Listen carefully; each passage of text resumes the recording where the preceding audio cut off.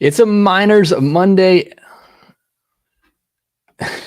It's a Miners Monday episode of Locked On Braves. We're going to be talking about J.R. Ritchie and Ambioris Tavarez of the Atlanta Braves and their prospects, and what does the future hold for those two guys. Could be a while before we get to see them, but when we do, we might be really excited about these two young studs for the Braves. So let's talk about it. You are Locked On Braves, your daily Atlanta Braves podcast. Part of the Locked On Podcast Network, your team every day.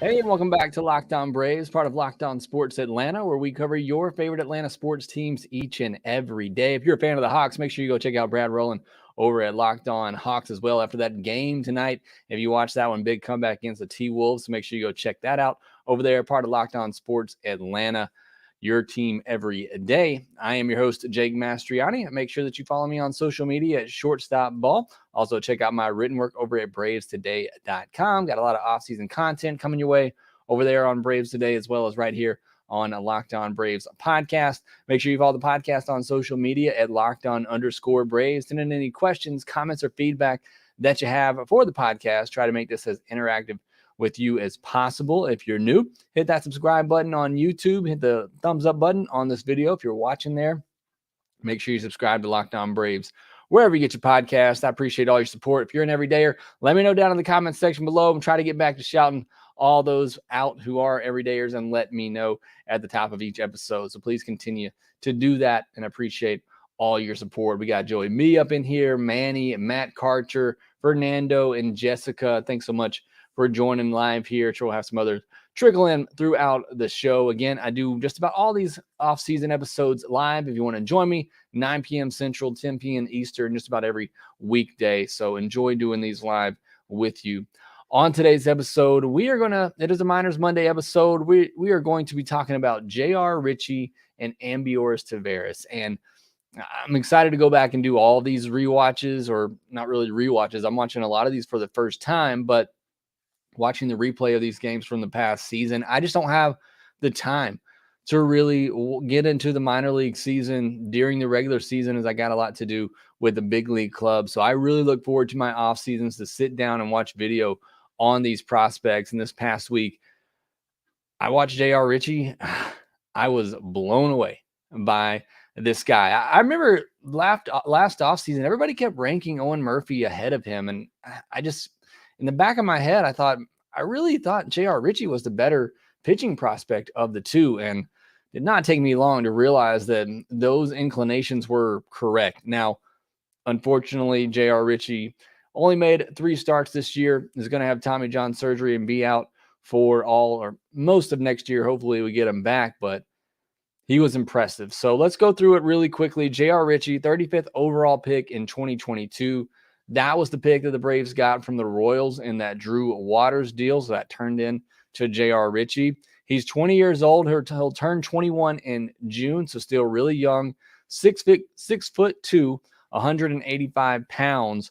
Just looking at the frame, and look, I'm not a scout. I can't speak to the mechanics of the pitcher or anything like that.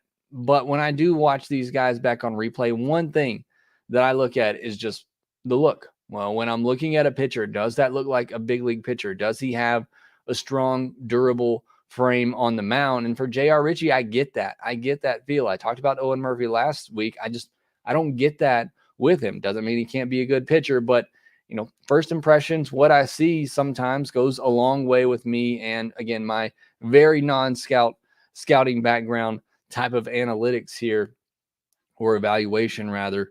But J.R. Ritchie looks solid, 6'2", 185. Looks like he, has a good presence on the mound, and that's very important.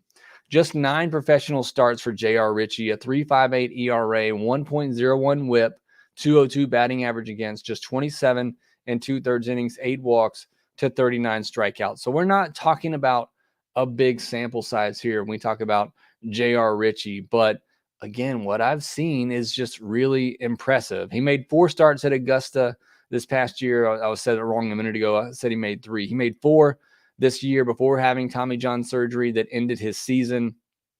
Again, had it in May, I believe. So could potentially be back at the end of next year.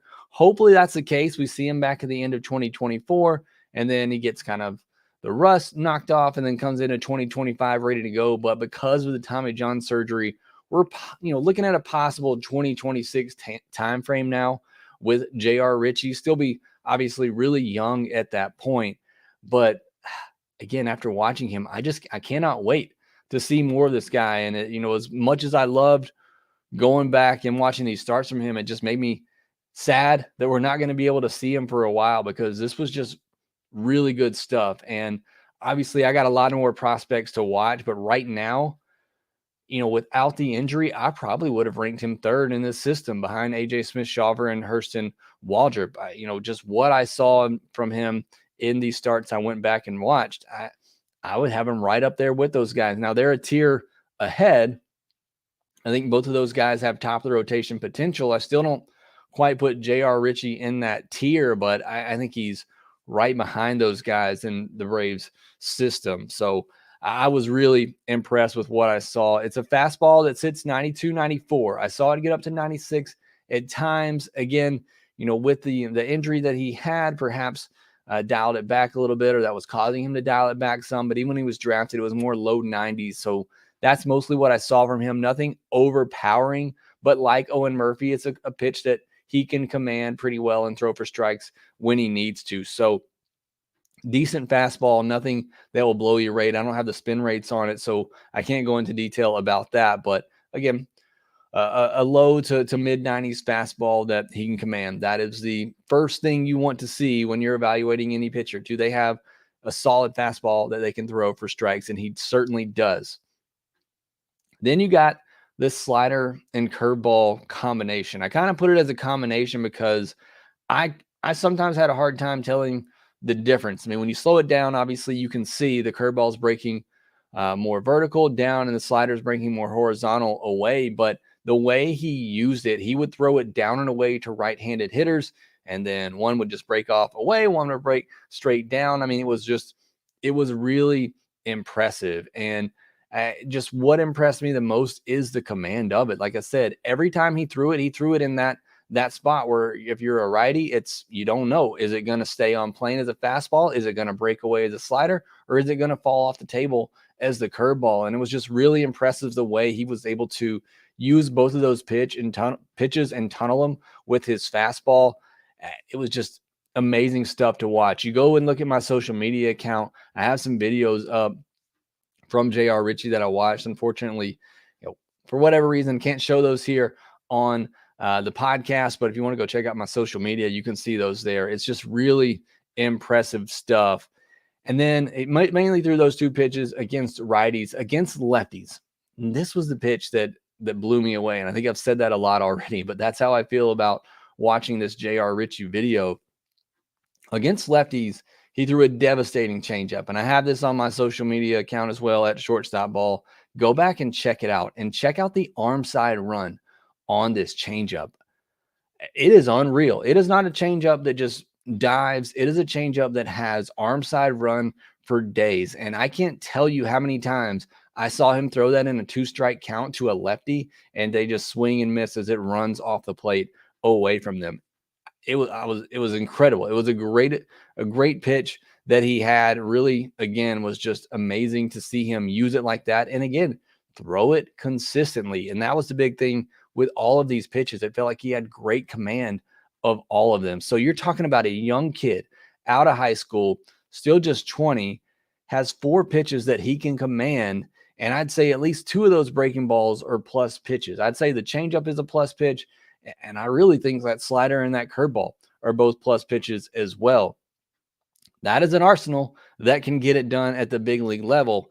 Now, we got to pump the brakes a little bit here. One, he's going to have Tommy John. We don't know what it's going to look like after that. We also have to consider he only has 30 professional, or fewer than 30 professional innings under his belt, and hasn't faced the stiffest competition. And I feel like the ceiling is probably still a third starter, with the stuff, because it's not overpowering, but it's still really good stuff. But I like the chances of him hitting that ceiling more than I do Owen Murphy hitting his mid-rotation third starter potential at this point. Of course, we got to see what he looks like coming back from Tommy John, but this was one of the more exciting rewatches I've done because I wasn't really sure what to expect. Again, he only made 4 starts. That last one cut short as he left early with the injury. So just hadn't seen a lot of J.R. Ritchie. I knew he had some big strikeout numbers early in the year before he got injured. So, this is one I wasn't expecting too much out of. And when I watched the video, I'll use this phrase again, I was just blown away with what I saw from J.R. Ritchie. So I'm so excited to see him come back and see what he looks like after, Tommy John. But again, if I'm ranking right now, and I still got a lot of prospects to watch, I think I'd have J.R. Ritchie number 3 in the Braves system behind A.J. Smith-Shawver and Hurston Waldrop. That's how impressed I was with the stuff from J.R. Ritchie. Now, next guy we're going to talk about, not nearly as impressive as I was hoping to see, in my watch throughs with him, and that is Ambioris Tavarez. Unfortunately, the young kid still struggling a lot at the plate, but there are some signs there is some potential for him to turn things around. We'll discuss him next. Score early this NFL season with FanDuel, America's #1 sportsbook. Right now, new customers get $150 in bonus bets with any winning $5 moneyline bet. That's $150 if your team wins. If you've been thinking about joining FanDuel, there's no better time to get in on the action. Not only do you got the NFL season going on right now, obviously Major League Baseball, what we're watching is in the World Series, so you got an opportunity to get in on some of that action. This app is so easy to use, and there's a wide range of betting options, including spreads, player props, overs, unders, and more. So visit FanDuel.com/lockedon to kick off the NFL season, or it's kicked off. It is in full swing. So make sure that you join FanDuel and get in on the NFL action, get on the World Series action right now going on as well. Texas up 3-0 in the 8th inning, trying to take a 2-1 lead in that series. Visit FanDuel.com/playsafe as well for tools and resources to help you stay in control of the way you play. FanDuel, official partner of NFL. You can continue to listen to the World Series with SiriusXM on the SXM app. All right, moving into our next prospect here on Minors Monday, and that is Ambioris Tavarez. And this is a guy who signed as an international free agent, for $1.5 million out of the Dominican Republic in 2021. This was the big signing for the Braves as they got back into the international market. And it's a guy that, a lot of people have been excited about and wanted to see what he could do, but he just hasn't played a lot. And he hasn't been able to stay healthy, or at least last year wasn't able to stay healthy. So we just haven't seen a lot of him since the Braves signed him. So this was a big season for him and the Braves to see what they could do, see what he could do, what type of player he could be. A right-handed shortstop. He'll turn 20 in November, still very young. So this is his really first full professional season at 19. He'll turn 20 in November. So still a very young player, 5'11", 168. He looked bigger than that to me when I was watching him. But again, still a really young kid. So obviously still growing. Only got 17 games at the FCL level in 2022. And that really set him back. Like I said, was injured. So didn't get to play full professional ball last year either. But this year, 2023 at Augusta, slashed .216, .319, .337, playing 108 games. So they got him a lot of work, 416 at bats, 19 doubles, 5 triples, 7 home runs, 44 walks, 196 strikeouts, 21 stolen bases, 20 caught stealing. So clearly some things to work on there for Tavarez. He was taken out of the lineup from May 23rd to June 13th as well to get some developmental work, as again he really struggled out of the gate. A little bit better once he came back, but still just a rough season, mostly all around for Tavarez. A 41% strikeout rate for Tavarez in single A. That's hard to overcome. I'm not giving up on him. Again, he's still young, doesn't have a lot of professional at bats. But you don't see many hitters have a 41% strikeout rate at single A. and eventually turn that around and become a productive big league hitter. You just don't see that very often. But he hasn't seen a lot of professional hitting, like I said, since he's been signed. He didn't get to play much last year, really kind of thrust him into single A this year, and obviously was a good bit behind and had struggles catching up to the competition. 3 different games, and I watched more than 3 games of his this year, but in 3 of the different games that I did watch, one at the beginning of the season, one in the middle, one at the end, I saw 3 different batting stances, particularly with his hands. He started the seasons, he had his hands held up above his head, and then I saw him again in the middle of the season, he had his hands down but close to his chest, and then at the end of the season, he had them down but out, kind of like Acuna does. So clearly a sign of an unfinished product and a guy who's toying with things at the plate. I'm sure he's getting a lot of instructions, but he is clearly trying to figure things out at the plate and never really got there this season, unfortunately. You can watch it. You can see it in his swing even though, there's a lot of swing and miss in there. There's pure raw athleticism in this guy. But again, 20 times caught stealing, 41% strikeout rate, screams a kid that's playing above his head at the moment, is not ready for professional competition, and certainly somebody that needs a lot of work. Now, on the defensive side, this is what caught my eye. During the season, every now and then I did catch an Augusta game, and that was something when I watched him play, the actions at shortstop looked smooth.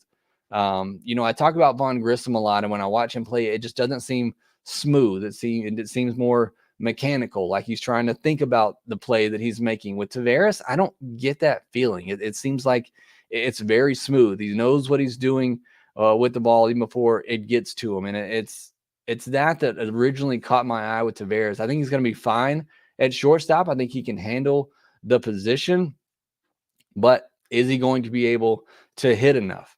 And that's obviously what is yet to be determined. I said at the beginning of 2023, I'm more concerned with how Tavarez finishes than how he starts. And obviously it didn't start great and didn't necessarily finish great either. But in the final 2 months, which was really a month and a half, 123 at bats, he hit 260.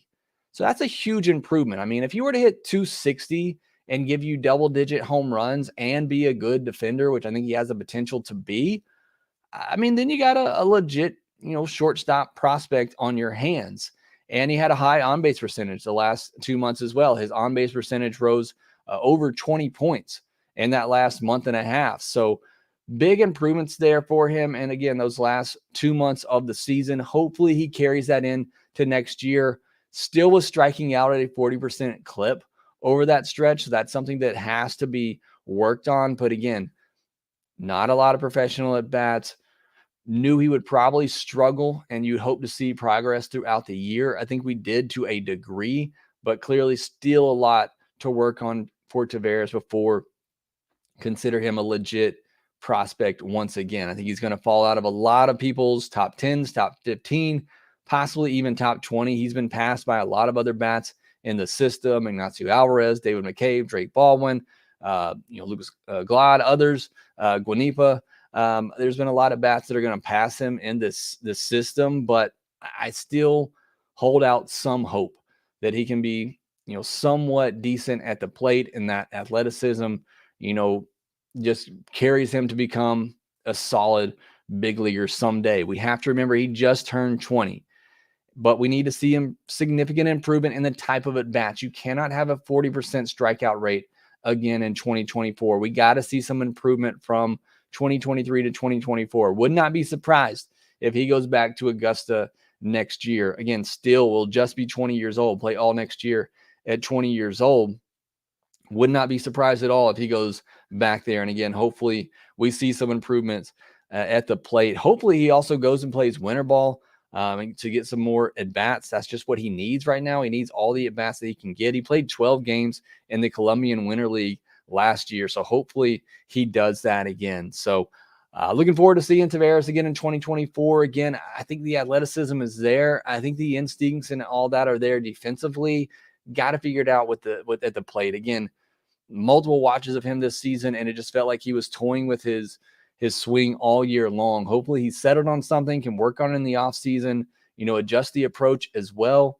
It's something that all young hitters are going to struggle with, or most young hitters are going to struggle with. You got Evan Carter in the World Series right now, who has one of the best approaches that we've seen in the game right now. He looks like Juan Soto up there, but most young players are going to struggle at that level. So again, look to see some improvements for him in 2024. Not ready to give up yet, but he definitely is going to drop out of probably my top 20. But I am really excited again to see what he can do and if he can make some improvements next season. So that's this week's Minors Monday. J.R. Ritchie, Ambioris Tavarez. Hopefully you enjoyed those breakdown on those two guys. I'll be breaking down two players every week for the next couple of months leading up to my top 10 Braves prospects and at the beginning of the season, likely late January, early February, when we get to that, just depending on how many players I'm going to be looking at. All right, next we got some comments, questions from those who are live here in the chat. And you do have some questions, make sure you start submitting those, and I will answer them right after the break.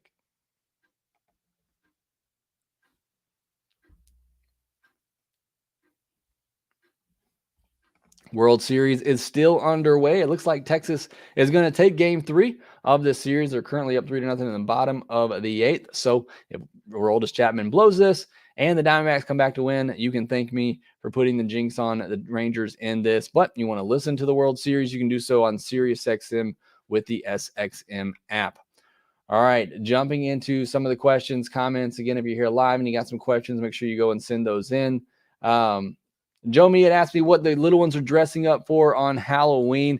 We got the oldest going as Sonic. We got the middle one going as Blippi, and hopefully we're done with Blippi after that. And then the youngest is going as the Pillsbury Doughboy. So looking forward to Halloween. Hope you all have a great, fun, and safe Halloween. Let me know what you or your kids are dressing up as. We'd love to know that down in the comment section below. Joey Me says, I was Sonic like 30 years ago. Hey to Fernando, Jessica, Gary Clemens, thanks for joining. Bojack, I'm doing great. Thanks for joining the stream. Hey to Kevin Caps. Adam Dowd, still an everydayer. Love your podcast. Thank you so much, Adam. And here come the Diamondbacks. Got a leadoff double in the 8th here, so we'll see what they can do. Joe Me says, Murphy is definitely now, but was always considered a more safe bet, high floor prospect than Richie. That's why he was more highly ranked. Richie is filthy, but his mechanics weren't sound. They looked great in my watches, and I get that. But if you followed, the podcast here the last 2 years, when I rank prospects, I do it based on what their ceiling can be. And just in my watches of Richie and Murphy, the ceiling for Richie is, I'd say they're similar, but again, I just feel better about the fact that with that secondary stuff that Richie can get there. Kevin Caps, do you think the 2026 Braves have a rotation of Strider, AJ Smith-Shawver, Waldrop, and Richie?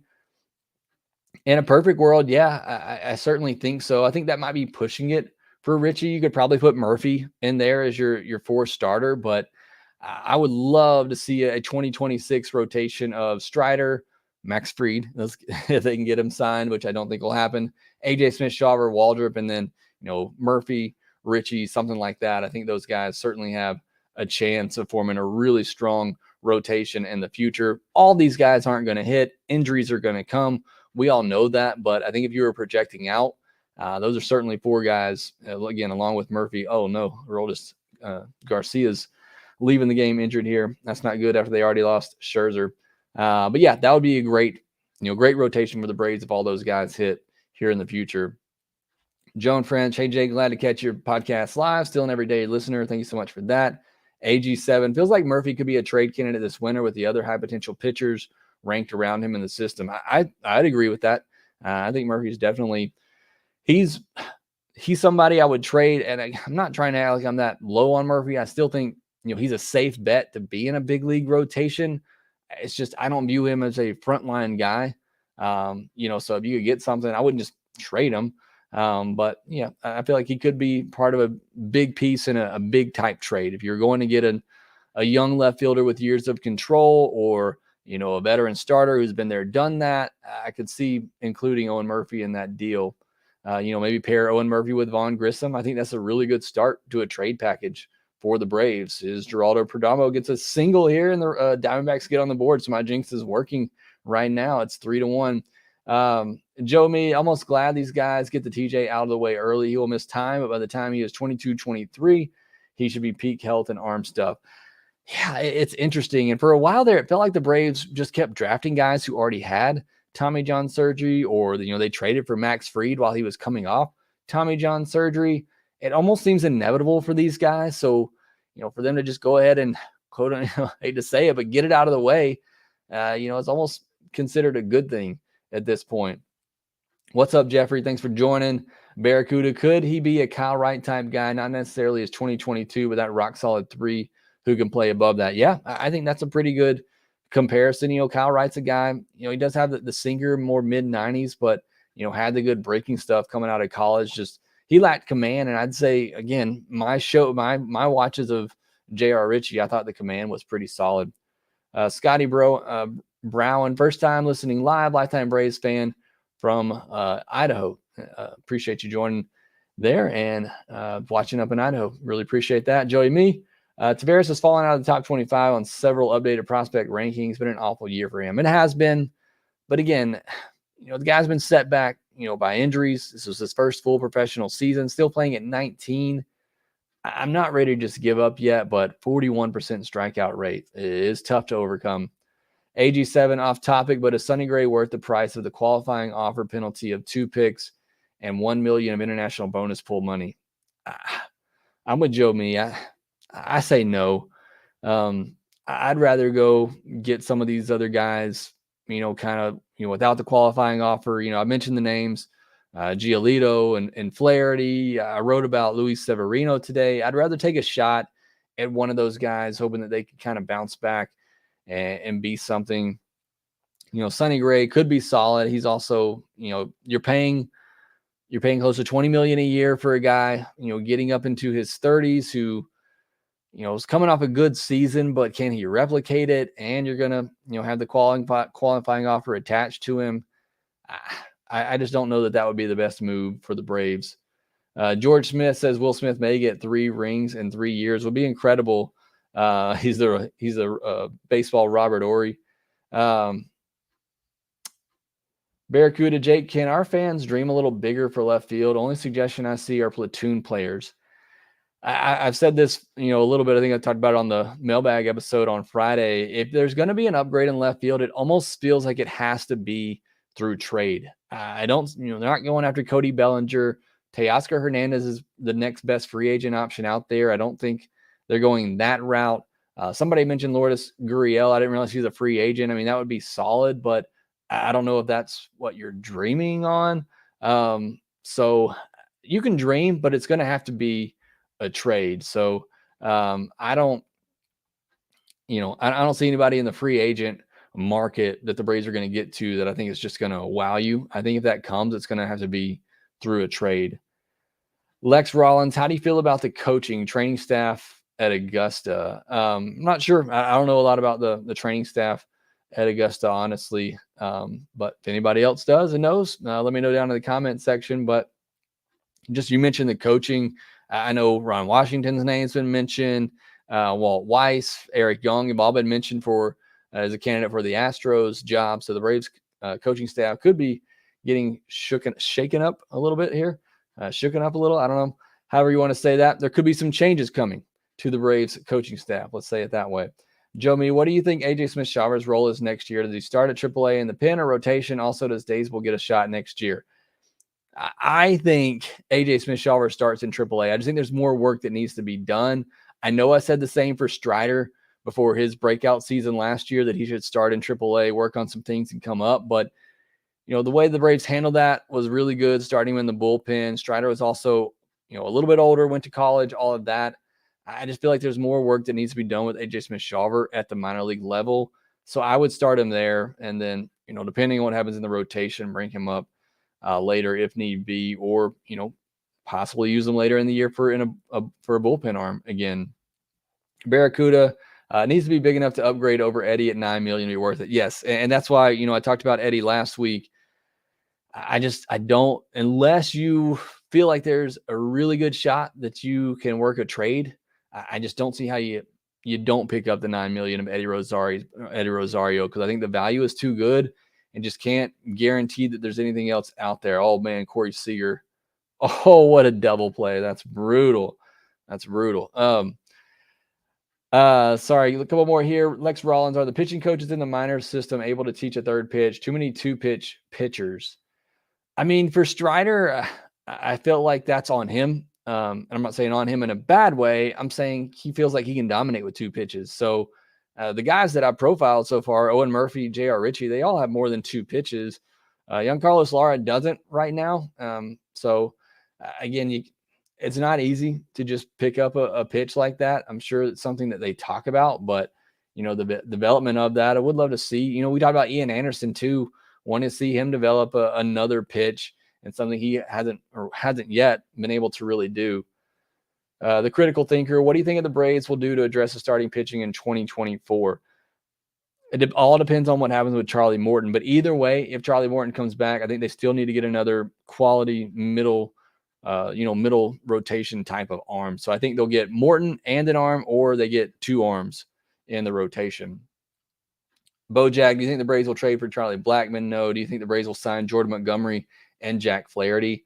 I can see them getting one of those, not both of those. I think Jordan Montgomery's price is going to be a little inflated from the postseason. Lee Carter, Jake, the Braves have to spend money to get past 162. I don't know. I don't know if I understand that line of thinking, but I will say this. The Braves need to spend money for after 162. The Braves have proven they can win over 162.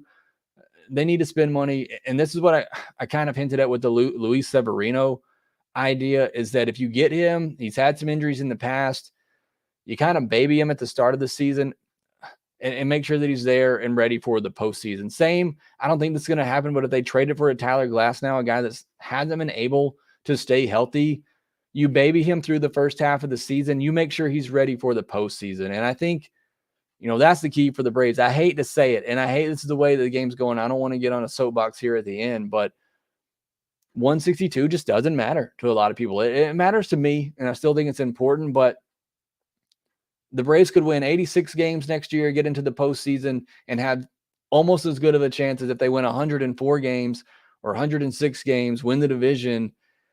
It's get in. How are you playing once you get in?